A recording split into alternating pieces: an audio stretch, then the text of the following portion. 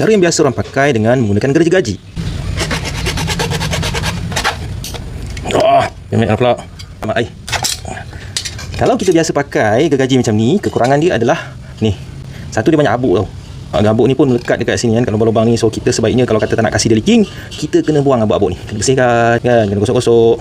Antara kekurangannya lagi ni sengit sengit bengit ni. Ni pemotong yang lebih sesuai. Ni jenis saiz yang aku beli adalah maksimum 42. Bawah daripada 42mm boleh masuk. Benda ni kan, kau kena hati-hati sikit. Benda ni tajam. Ini memang memudahkan kerja kita untuk memotong pipe tersebut. Cara nak menggunakan dia pun tak susah. Cara dia kalau kata kita beli, memang dia dalam keadaan macam ni.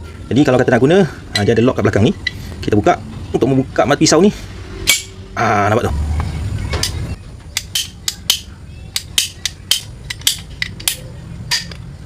Try dengan pipe PVC ni pula.